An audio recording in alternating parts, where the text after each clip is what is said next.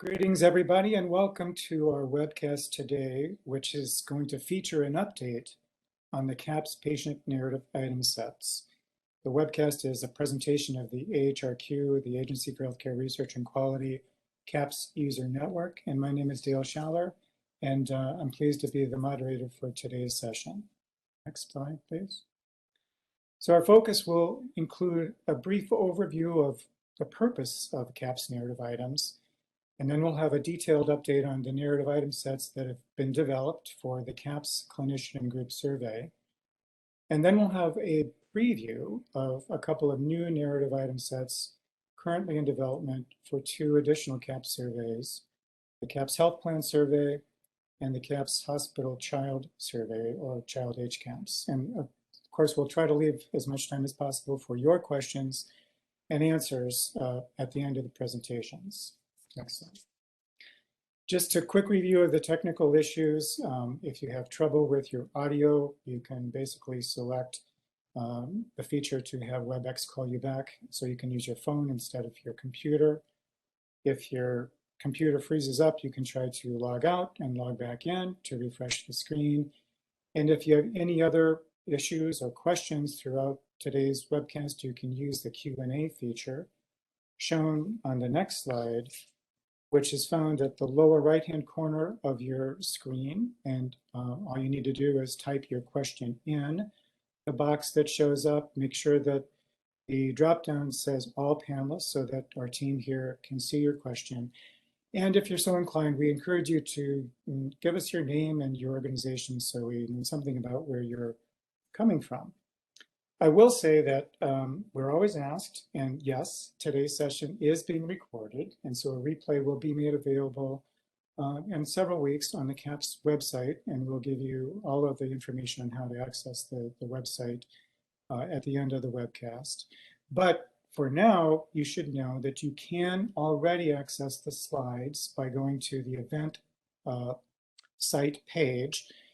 And the URL for that is located in the Q&A that should be showing up on your screen now. And so you can, I don't think you can click on that, but you can maybe grab it and cut and paste it into your browser. And there you will find not only the slides, but also some bios on our speakers today, as well as some very useful background information on all the CAHPS narrative item work that is being done by the CAHPS team. So, next slide.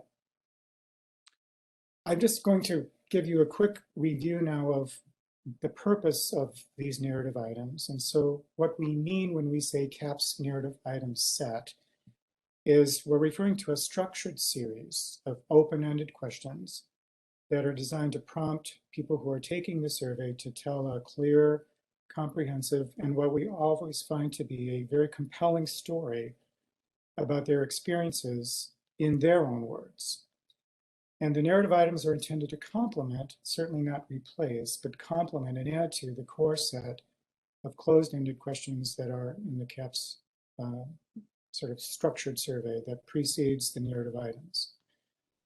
Clearly, these items, and you'll see in our presentations today, add a lot of value-based information, value-added information, I should say, helpful not only to patients and consumers, but very much for staff and clinicians in healthcare organizations so that they can begin to identify some of the themes and the insights that underlie the scores that they're seeing on the closed-ended questions. And so that's very helpful for driving improvement, which is what this is all about. I will also say, and you'll see in our presentations, that these items are developed with the same degree of scientific rigor as the CAHPS closed-ended survey questions. And so without any further background, let me turn to a quick introduction of our speakers today on the next slide. We'll begin with a few introductory welcome remarks from Karen Ginsberg, who directs the CAHPS program and also the Survey of Patient Safety Culture program at the Agency for Healthcare Research and Quality. Karen will be followed by Stephen Martino, who is a senior behavioral and social scientist at RAND. Stephen also is the lead on what we call the narrative and reports team within our CAHPS consortium on behalf of the RAND team. And Stephen will be followed by Mark Schlesinger, who is Professor of Health Policy at the Yale School of Public Health. And Mark is the lead for the Yale team of researchers working on the narrative items within the CAHPS consortium. And again, I'm Dale Scheller, moderating today's webcast. And again, more bio background information is included on the event webpage. So with that, Karen, I'm pleased to turn it over to you for our AHRQ welcome. Thank you, Dale. Hello, everyone, and thanks for joining us today on this webcast. I'm happy to welcome you to today's event. And as you know, we're going to be discussing our work on eliciting patient narratives for our CAHPS surveys. We've been doing this work on patient narratives now for about 9 years. And part of the mission of AHRQ's CAHPS program is to make sure that our products remain current and relevant to healthcare delivery. And so to that end, we've been spending a lot of time recently working to make sure that this new heavily telehealth ambulatory care environment that we found ourselves in is reflected in our closed-ended CAHPS surveys. So what we're going to talk about today are corresponding updates to patient narrative items to reflect this, and also, as Dale mentioned, expanding our patient narratives to other settings of care. So we're very excited to present this work to you today by CAHPS team members. We look forward to your questions and your discussions. And as always, please feel free to reach out to the CAHPS team or me directly through the email address that you'll see on the last slide. So with that, again, welcome, and I'll turn this over to Stephen Martino from RAND. Stephen? Thank you, Karen. Hello, everyone. My name is Stephen Martino. As Dale mentioned, I'm a senior behavioral scientist at RAND, which is one of the organizations funded through a cooperative agreement with AHRQ to advance the science and practice of collecting, reporting, and using patient experience data for quality improvements. Next slide, please. In my portion of the presentation, I'll first review changes that have been made to the clinician and group narrative item set since these items were released in their beta version in 2017. And then I'll highlight some recent findings from studies conducted by the CAHPS team using this item set. First, though, I'd like to provide a quick overview of the process that is typically used to develop a narrative item set. You'll see that it's very much like the process that is used to develop close-ended item sets for a CAHPS survey. The process begins with a literature review and environmental scan to understand the aspects of care that are likely to be important to patients in the setting that is the focus of the item set and should therefore appear in patients' responses to the items.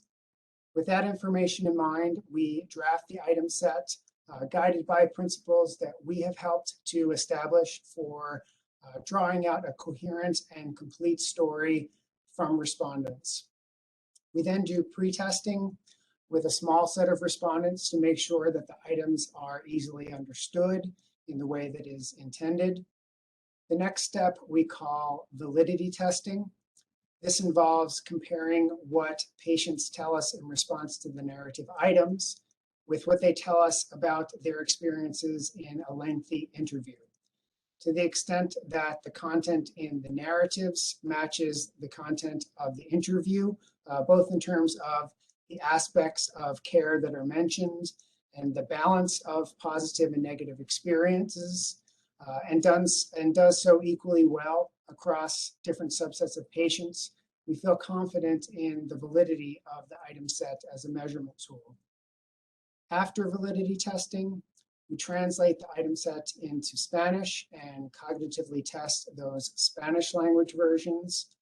We then conduct larger field tests with the item sets to see how they're working in practice and to revise them based on those results.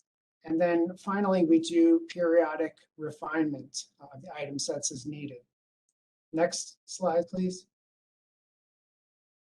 This slide shows refinements that have been made to survey instructions for the CG-CAHPS items for the adult 3.0 and 3.1 surveys. As a reminder, both surveys ask about experiences in the last 6 months. The 3.1 version of the survey was updated to refer to in-person phone and video visits when asking about care received in that time span. You'll notice that the revised set, which is on the right, is quite a bit more concise than the beta version of the set, which is on the left. The instructions begin with a statement about the value of narrative data to motivate people's response. Specifically, the instructions say healthcare providers value comments from their patients because these details tell them what is working well and what may need improvement. Then there's a statement about what the respondent is being asked to do. Specifically, the next questions ask you to describe the care you get from this provider in your own words. What was originally in the second part of the instructions, which is shown on the left, is now considered optional text that a survey user can choose to adopt or to adapt depending on how they intend to use the data. These are instructions about not using your comments in place of a visit or phone call or to seek advice from your provider, and also a statement about your provider's intentions in terms of publicly reporting the data. Next, please, next slide. This slide shows refinements to the items themselves. There are a few things that I'll highlight. First, you'll notice that each item is written a bit more concisely. Again, the beta version is on the left, the final version is on the right. Next, you'll notice that we put in bold the words gone well and gone differently in questions 3 and 4 to make the distinction between these back-to-back questions immediately apparent to readers. We also adopted the pronoun their in place of his or her to eliminate the awkward phrasing, and because their has become more commonly accepted as a gender-neutral pronoun, even in the singular. Lastly, we revamped the fifth item after doing an experimental test between the version on the left and the version on the right, and finding that the version on the right performs better in several regards, including that it yields richer responses, meaning responses that are not neutral, and more actionable content. The beta version read, please describe how you and your provider relate to and interact with each other. That's now been replaced with a version that reads, please describe your interactions with this provider and how you get along. Next slide, please. The 4.0 version of the clinician and group CAHPS survey, which is in beta testing, asks patients about experiences at their most recent visit, whether in person, by phone, or by video. To go along with that version of the survey, we developed a beta version of the CG CAHPS narrative item set, which is shown here. The wording of items Q1 to Q5 are the same as in the 3.0, 3.1 survey version. What's different is shown in red font here. So that includes the instructions. You can see that we added a sentence that's consistent with the visit-based focus of that survey. And we added a sixth item that asks respondents to say how their telehealth visit, if they had one, compares to their experiences of in-person care received by that provider. Specifically, it says, if your most recent visit used phone or video, how was that visit better or worse than in-person care at the office? Please think about setting up the appointment, preparing for the visit itself, and any follow-up. Next slide, please. The final versions of the 3.0, 3.1 narrative item sets for CG CAHPS are included on the AHRQ CAHPS website under supplemental items, which is in the menu about midway down on the left. This includes the adult and child versions of the item sets and English and Spanish versions of each of those. You'll also find the 4.0 visit survey version on the site, as well as extensive documentation of testing that's been done, the motivation for developing the items, some of which has been covered today, and lists of refereed publications that the development team has authored that pertain to the narrative items. Next slide, please. Over the past few years, the CAHPS team has been testing the CAHPS narrative item set in a multi-phase quality improvement experiment in partnership with New York Presbyterian Hospital. In this experiment, patients at some sites were randomly assigned to receive a clinician group CAHPS survey with the CAHPS narrative item set appended. These are referred to as NIS sites in the figures that are shown here. And some sites were randomly assigned to receive a survey with a more standard 3-question approach to gathering open-ended feedback. These are referred to as control sites in the figures. One thing that we found was that the narrative item set elicits more distinctive and actionable feedback across different types of patient groups compared with a more standard approach. The feedback is distinctive in the sense that over 50% of the comments are about topics not covered by the close-ended CAHPS survey questions. So essentially, these are things we wouldn't know if we relied solely on the current close-ended questions. Also important for quality improvement, we found that narratives elicited by the CAHPS narrative item set are more actionable. In other words, the item set elicits more feedback that conveys the who, what, when, and where of the events described, as well as how the experience felt to the patient. This is all information that can be used readily for quality improvement. You can see in the figure on the left that the percentage of patients that provide actionable feedback is over 35% when using the CAHPS narrative item set versus only about 17% when using a more standard protocol. The figure on the right shows another important finding as we think about equity in our healthcare systems. Both middle income and lower income patients are sharing actionable feedback at the same high rate using the narrative item set, which of course is a good thing for feeding quality improvement work that improves care for all patients regardless of income. Next slide, please. This slide shows more data from our experiment at New York Presbyterian. In particular, it shows how experiences with telehealth have changed over the past 2 years, as revealed by responses to the narrative items.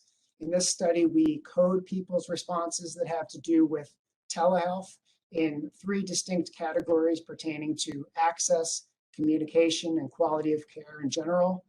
You can see here that telehealth-related experiences with access and quality of care have remained relatively stable over time, while experiences with patient-provider communication have become much more positive. Next slide. My last 2 slides illustrate the potential of narrative data to provide insights into racial and ethnic inequities in care experiences. The data that are shown are from our initial validation testing of the CAHPS narrative item set. In particular, you can see here the percent of responses that contained any negative feedback about care experiences in the last 6 months by the race and ethnicity of respondents. The specific groups shown here are Hispanic respondents of any race, that's the rightmost bar, and any and non-Hispanic respondents broken down into white, Black, and other race, which is the finest distinction that we could make given the data we had. You can see here that whereas 24% of non-Hispanic white patients relayed feedback about negative experiences in their narratives, about 27% of non-Hispanic Black patients did so, and about 30% of non-Hispanic patients who were other than white or Black versus about 36% of Hispanic patients.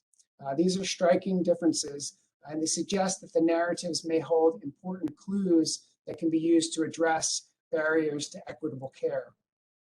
Next slide, please. This slide takes a deeper dive by looking into the specific aspects of care where these differences in negative content by race and ethnicity appear more strongly. Some patterns that really jump out include negative experiences with access for Hispanic beneficiaries and negative experiences with office staff interactions among the non-Hispanic other race group, which is mostly Asian or Pacific Islander patients. Next, I'll turn things over to my colleague, Mark Schlesinger. Hello, everyone. We are now coming to the preview of coming attractions portion of this afternoon's program agenda.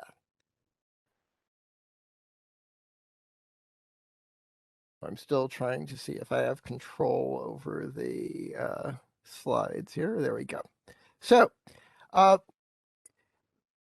the narrative item set that began on the outpatient side with CAHPS, as Stephen has described to you, is now joined by a growing number of siblings that are in the final stages of their development. The first, a narrative item set to apply to the health plan survey.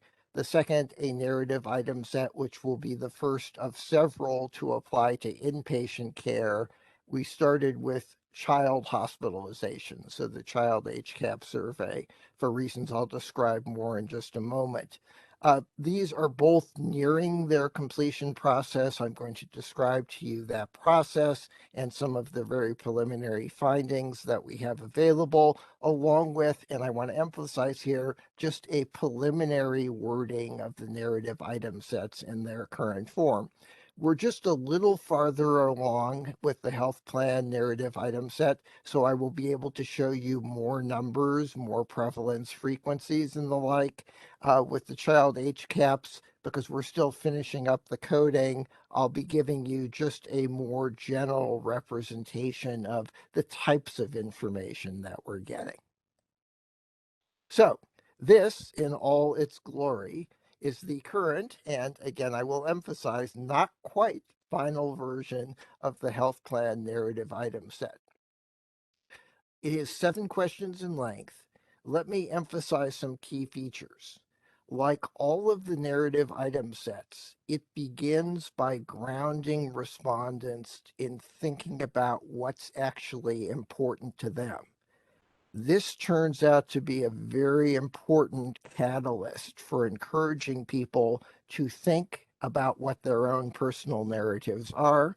And it turns out to be particularly important in producing greater voice for groups that have historically not given voice to their experiences because they think no one cares, because they think no one will pay attention to it, or because they think that the problems are beyond some kind of remedy.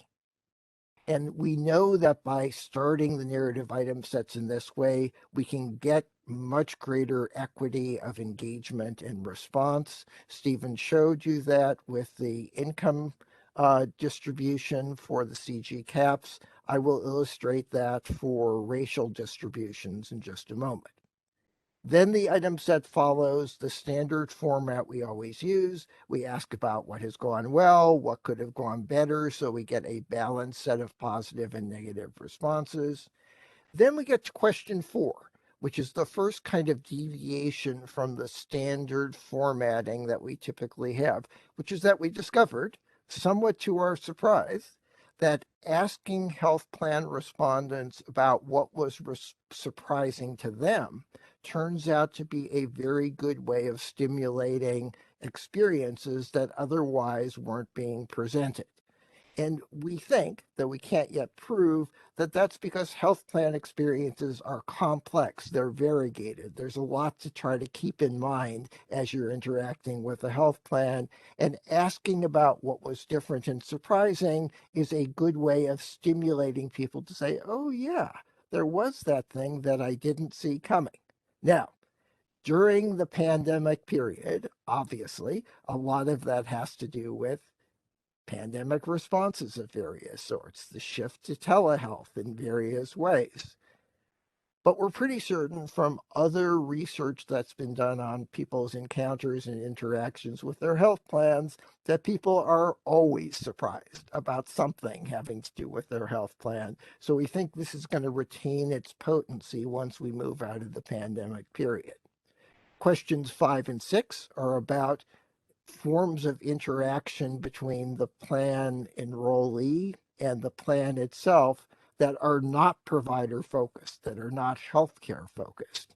And as we studied the responses we got in our preliminary narratives, we realized this broke down into two distinct patterns. One, how the plan communicated to the enrollees, which is how well did they explain things.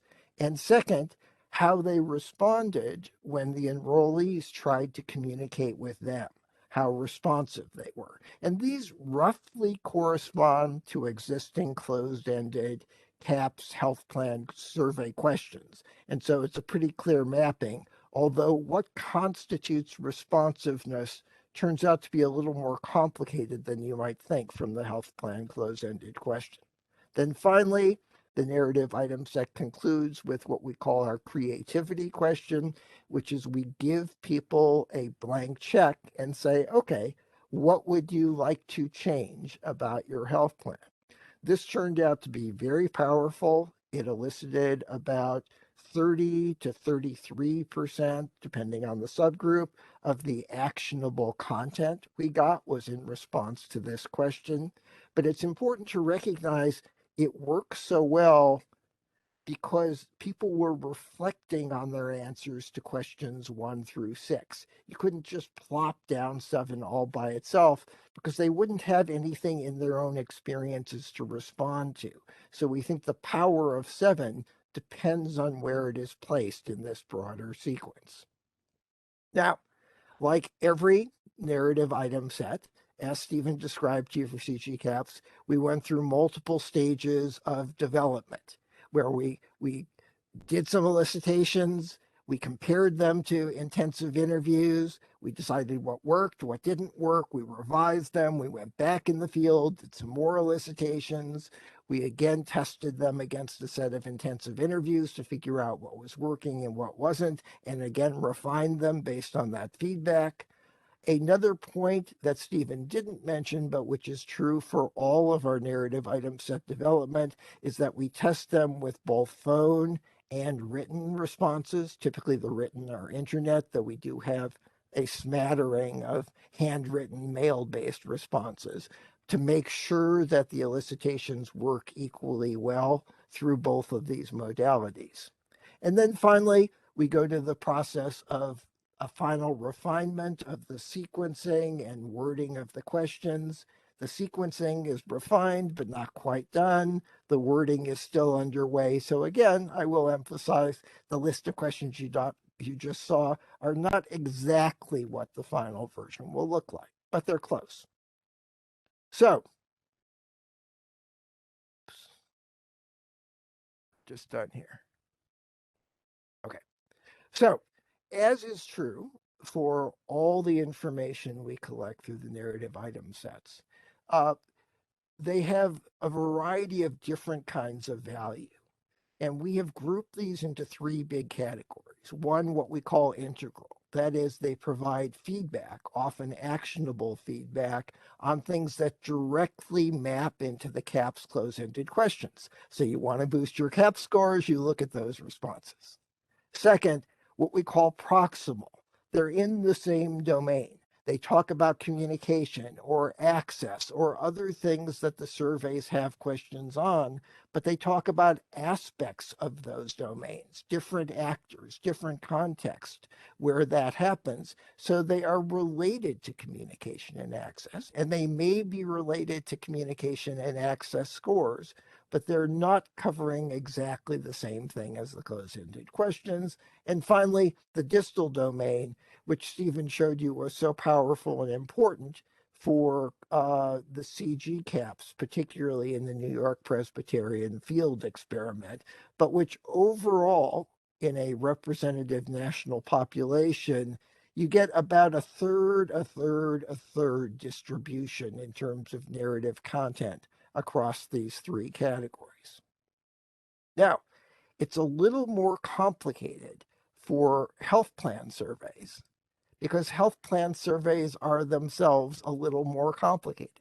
There's many health plan surveys. There's the Medicare health plan survey. There's the Medicaid health plan survey. There's the commercial plan health plan survey. There's the qualified health plan, that is the ACA marketplace plans. And each of them have different combinations of close-ended questions. Taken in a somewhat simplified rendition, the commercial health plan, kind of NCQA endorsed survey, has the narrowest set of quantitative close-ended questions. And so when you compare that content to the content that you get from the narratives, there's only about a 35% overlap of narratives to the close-ended questions, and about 57% of what's in the narratives covers distal, that is, things that are not part of the close-ended commercial health plan survey. At the other end, although I'm not showing it here on this graph, is the qualified health plan survey, which has the most comprehensive set of closed-ended questions. And the Kaiser Permanente Meteor survey, which is the one that we used for field testing, comes close to the qualified health plans. It has a much more expansive set of closed-ended questions. So about 52% of the narrative content is integral to that broader set of questions. About 23% is distal. And then all the other surveys, including NCQA plus telehealth, would fall somewhere in that different range. What's equally important, though, is that in all of these categories, the integral, the proximal, and the distal, we get a high level of actionable information from the surveys. About 40 to 45% of all narratives have actionable content.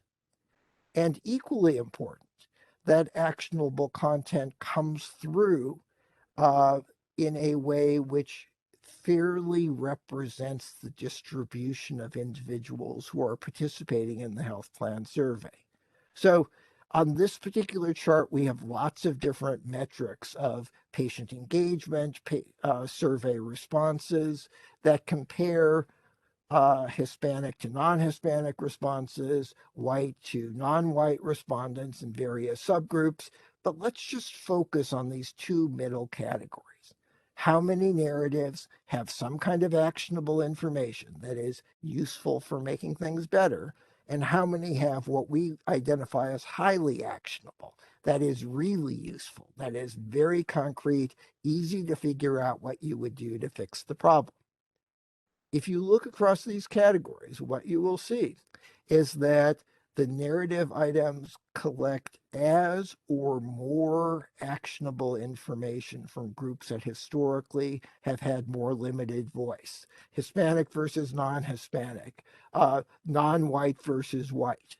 And in some categories, for African American respondents, for Asian American respondents, there's actually significantly higher percentages of actionable information in their narratives than there are for white respondents. So that we think we are able to tap into groups that have historically had limited or inadequate voice, and that the narratives provide a powerful way of potentially re-equilibrating the role of patient feedback in the healthcare system. All right. Quickly now, in the interest of time, we're going to shift to the child HCAHPS survey. Child HCAHPS survey is again, in its current, still not quite finished form, has 6 questions in the narrative item set.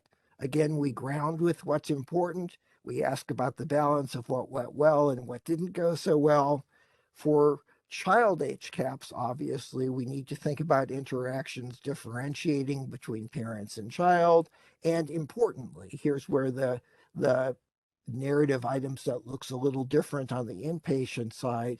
We added a specific prompt about care coordination, which is both about how services are coordinated, but also how staff and providers within the hospital communicate about that coordination. Once again, we followed the same multi-step process: elicit, do interviews, do that for phone, do that for written responses, go through 2 different stages in collecting that. Again, because we're just a little bit further behind in that sequence, we are just finishing that and finishing the coding stage. And so we have not yet begun the question refinement period in terms of this development process. But here's what we can tell you so far. Even though not all of the returns are in terms of the counts and prevalence of different kinds of information, what we see from the child HCAHPS narratives are active and extensive narrative feedback in 6 different domains. Now, those of you who work with HCAHPS or child HCAHPS in particular will recognize that 3 of these domains are ones which are primary foci for the existing survey: communication with both physicians and nurses, hospital environment, hospital processes around admission and discharge. So these are going to map into eventually what are primarily the integral dimensions of hospital experience. But then there are another set of dimensions, some in these big domains, some more specific to particular areas, where the narratives take us into places that the closed-ended questions don't take us to, even though the closed-ended sequence for child HCAHPS is a very extensive and carefully designed survey. So I've highlighted here just some examples of where the narratives illustrate things that go beyond what the closed-ended questions are capturing. Those include the emotional dimensions of care, as they did for the CAHPS, as Stephen mentioned earlier, both emotional rapport and how both parents and children are experiencing things in the emotional realm, including possible emotional harms that are done to them by the care delivery process and setting. They include, interestingly, much greater attentiveness to the timeliness of when information is delivered, or the timeliness of when people interact around particular types of care. So time is a dimension which turns out to be more powerful in the narrative experiences than we're capturing in the closed-ended questions. They include a set of dimensions around perceived quality of care, including patient safety, that are, again, not missed entirely in the closed-ended questions, but are much more extensively influencing people's experiences as recounted in the narratives. And then finally, last but not least, the narratives reveal the power and importance for children's hospitalizations of parental advocacy and the role of parental advocacy. And that was particularly highlighted during the COVID period, because there were times and circumstances where only one parent could be with the child, some circumstances where no parents could be with the child. And that created such a shortfall in terms of both parents' role and their ability to watch over the care that was being delivered, that it highlighted realms of advocacy that we think are extremely important for child hospitalizations. But we also think, though have not yet proven, that they apply to a greater degree for adult hospitalizations than perhaps we have paid attention to in the past. All right, that is the overview, and I think we are now going to segue into the question and answer period. We are. Thank you, Mark, and thank you, Stephen, for very thorough and very informative presentations on these three narrative item sets. And as Mark said, we do now have time for your questions and answers. And Michelle, if you can advance to just the next slide, just as a reminder of how you do that. This is the Q&A box in the lower right-hand corner of your screen. Type the question, make sure that all the panelists are selected in the drop-down and send her in. So we do have a couple of questions that have come in during your presentations, Mark and Stephen. I'm going to start with one, Mark, just on the heels of yours. It's related to how the narrative questions are made available, either as supplemental questions or are they built into the core? And this comes from Avery Stewart.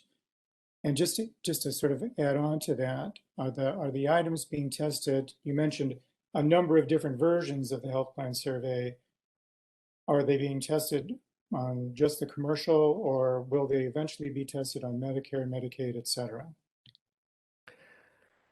That is a very good question. As I mentioned, because the health plan surveys are a complex collection of items, eventually we're going to have to expand. But also it's important to recognize that we did the initial tests for this for a variety of reasons we can go into if you want. We started with a very integrated health plan, which was Kaiser Permanente. And that's also on one extreme of how integrated the care delivery and coverage issues are compared to other health plans. So there's going to be a variety of different versions of the health plan narrative items. They'll be tested in a variety of different contexts. We may prove to ourselves that the question sequence we have now works equally well in every setting for every single one of those surveys. We shall see. But this is just the start of what's going to be a somewhat extended process. And can you say, just as long as we're on the topic of health plan, when, I mean, you're still working on some of the analyses and haven't reached what might be called a final, although final is never final, right? In terms of CAHPS surveys or narrative item sets.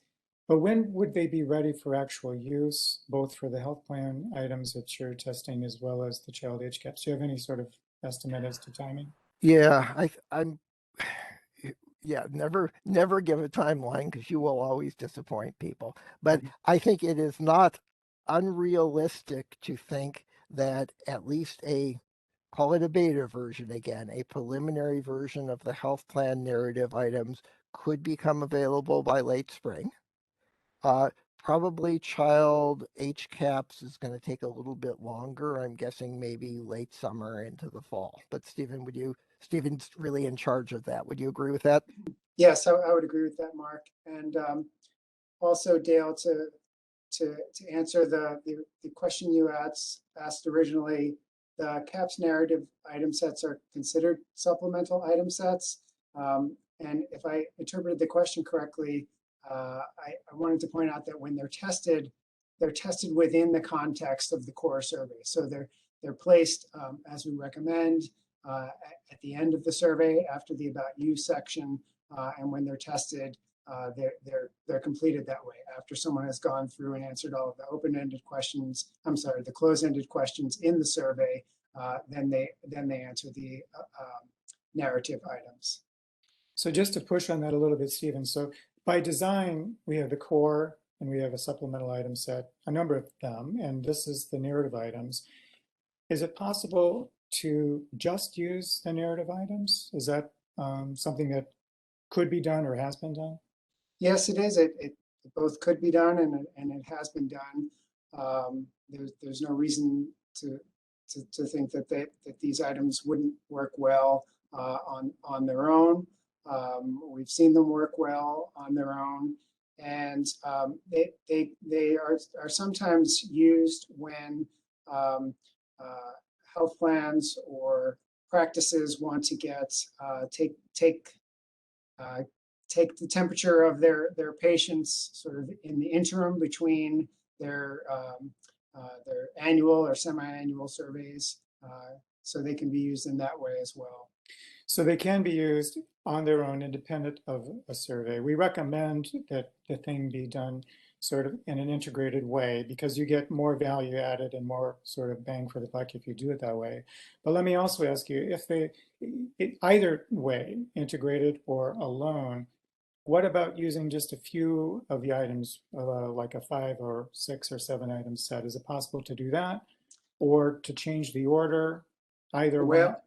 Well, we don't recommend doing that for several reasons. So as Mark stated in his presentation, with the new health plan item set that's in development, we get a lot of actionable information out of the last question that's on that in that item set.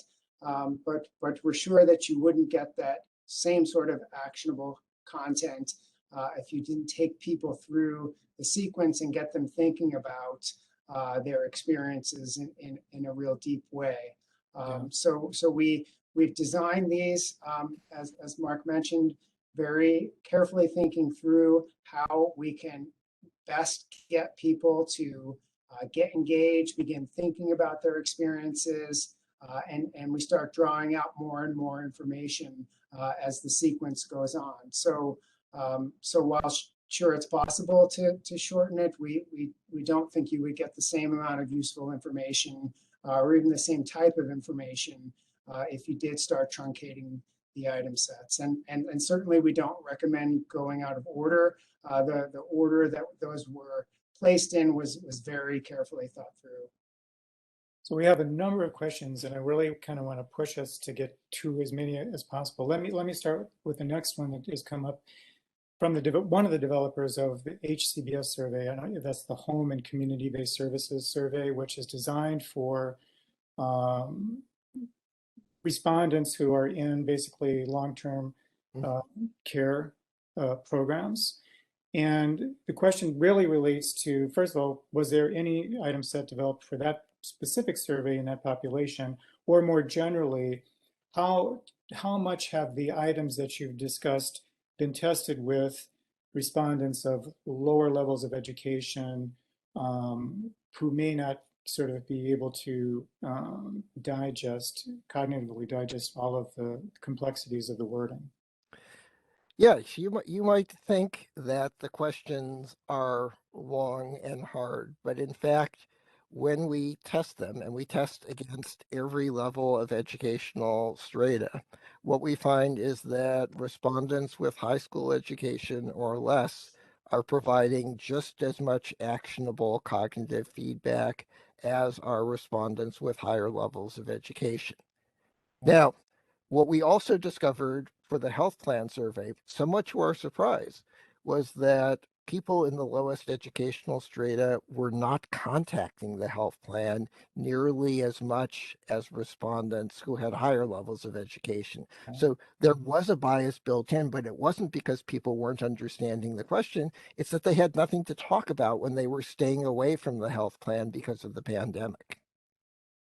So, Stephen, I'm going to direct this one to you. We've talked a lot about the content of these questions. Can you say a little bit about the process of coding, and specifically when you have large amounts of narrative information coming your way through these surveys, what can be done to use a more sort of machine-oriented AI approach to analyzing the information that's provided? Sure, happy to.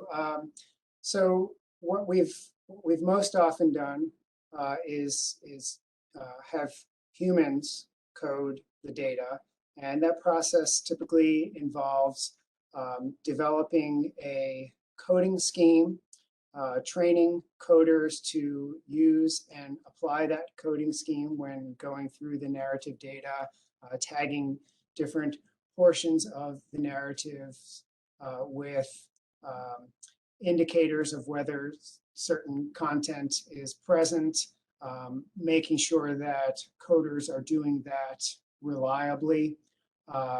And that's, as you can imagine, a fairly time-intensive process.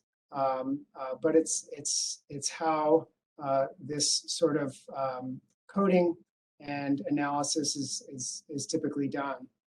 And it is very feasible when you have a manageable number of narratives, and what's manageable really depends on your capabilities, on the number of staff you have working on this coding, how soon you want to see the data, and when that becomes unmanageable, one thing that is sort of, I don't want to say it's in the exploration stage, it's more advanced than that, but one of the things that can be considered is having machines code the data.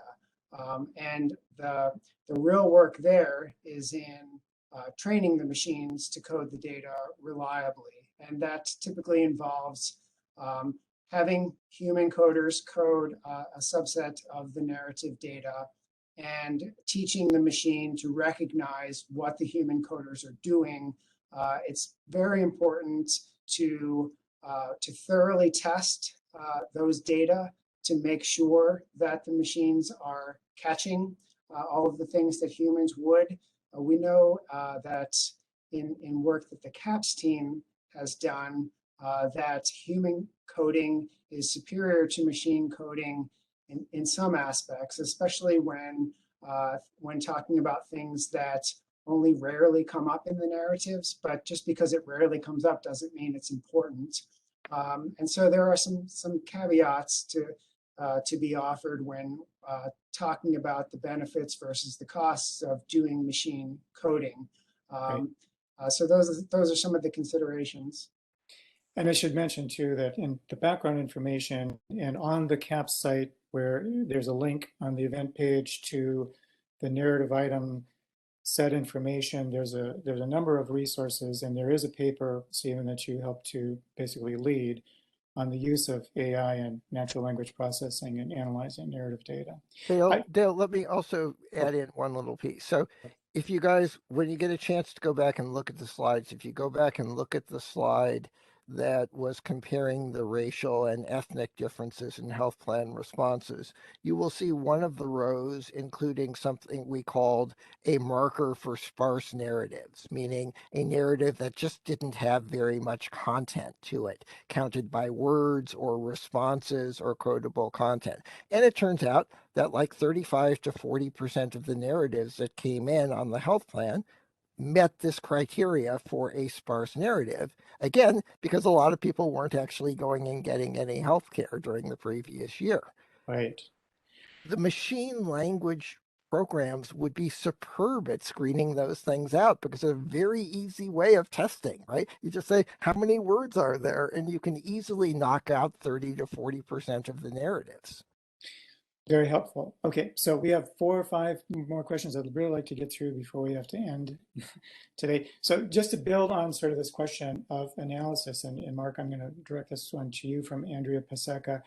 How do you define actionable comments? You refer to actionability quite a bit in your presentation.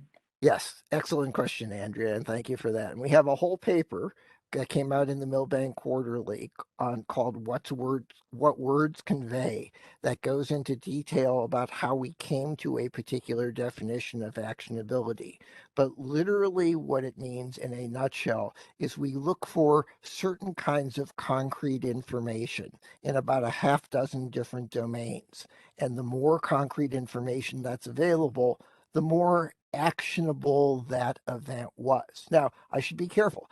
Actionability here means potentially actionable. It doesn't mean that the doctor or the practice administrator or the health plan will decide this is something they want to change because they might have other priorities. What it means is that if they decide they want to change it, they will know enough to know how to act on it.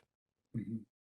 Thank you. So Stephen, going to shift gears a little bit to a question related to mode of survey. Can you say something about, we're talking about analysis, but in terms of collection, how have the narrative data generally been collected thus far?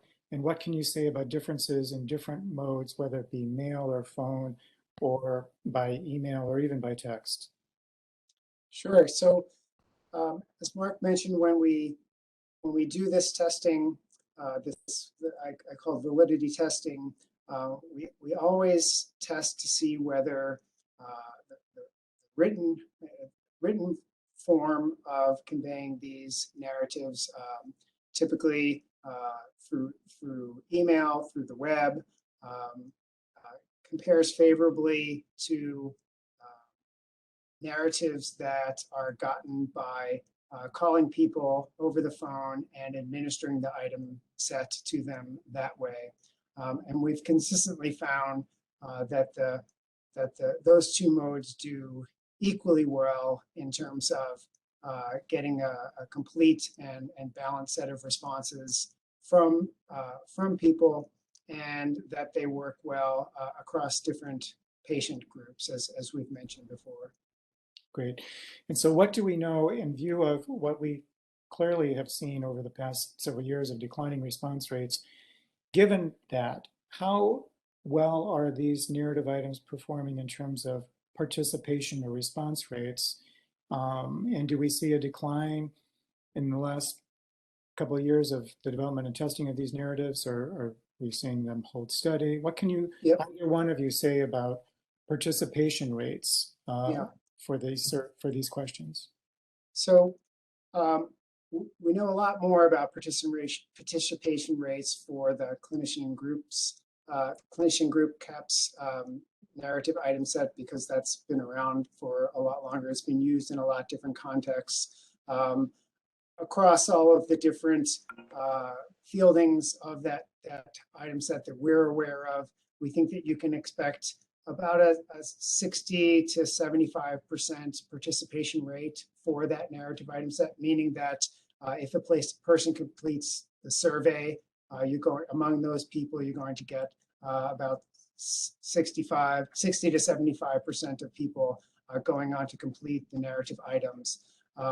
For the child HCAHPS narrative item set, all that we have so far are the data from the validity testing that we've done, which suggests about a 45% participation rate, although that's really based on not a lot of data, not a lot of experience yet. And then I'll let Mark say what the participation rates are for the health plan. Yeah, so remember, we've tested the health plan only in the Kaiser environment, but with real surveys in the Kaiser environment, not artificial surveys where we recruit people to participate in an experiment. And the results, I will tell you, are just extraordinary. Whether they're Kaiser specific or not is another question. We had 95% narrative participation rates for people who complete. I mean, it's just and it's our bigger hope in the long run that by building narrative questions into the surveys, we might actually lift participation in all the surveys, because people actually enjoy giving narrative responses more than they do close-ended survey responses. Good point. Okay, we have just a couple minutes left. I want to get to one sort of question that sort of links two or three that have been submitted. It has to do with how these narrative items or other items on CAHPS surveys can directly or more directly get at issues of equity, diversity, and inclusion.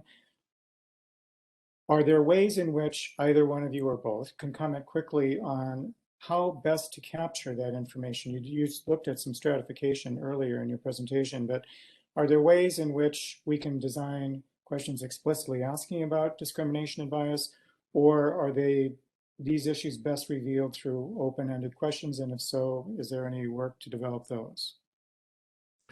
All right, so let me dive in on this first. Yes, obviously one way is to look at the comparisons across groups, and we can see striking differences in narrative content across subgroups. And that gives us one sense of how care, even when it's being delivered in the same place by the same health system, can still look different to different participants in that process.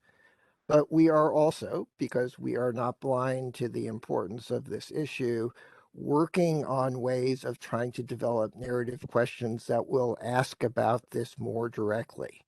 It is not easy because it involves complicated attributions of why people are getting different types of care. And so we have a budding pilot project. We're going to start to explore this on the inpatient side, and hopefully in about 9 months or so, we'll have some answers to that question. Stephen, do you have anything to add to that? Yeah, I'll just add quickly that even in the absence of having a question that specifically addresses this issue, we have found that people are voicing these sorts of concerns, these sorts of issues, even in the child HCAHPS narrative item set testing that we've done. And so in the meantime, while you're all waiting for a specific question to be developed, you're still likely to get that sort of information, maybe not in as high volume. Yeah, so great. We have reached the hour. I want to say thank you to you, Mark, and Stephen, and to Karen, and to all of you who participated in today's webcast. If you can move forward. Just a couple of quick ads here. If you want to learn more and be in touch with the CAHPS Consortium, you can sign up for these email updates, and you can find that by going to the AHRQ website and hit the email update icon in the upper right. And then you get an email asking you to select what are the topics that you want to receive. And you get information from us on a regular basis related to webcasts and publications and other events that the CAHPS Consortium sponsors. So next slide. So again, we're always open for your questions and comments, and you can send it by email at the email address shown here, chps1@westat.com, or by phone, 1-800-492-9261. That's a toll free, obviously, and at our website. So a lot of the information that you can get is posted on the website. If you have any trouble navigating that site, you can always reach out to one of the CAHPS team members for help, www.ahrq.gov//CHPS. And so that basically wraps it up for today. Thank you so much again. You will see an evaluation form pop up when you exit the webcast. We want you to fill it out. And please come and visit the website at any time and send us any questions. Keep in touch with us. Thanks again for joining, and we wish you a great rest of your day and a really happy, joyful, and safe Thanksgiving. Thanks, everyone.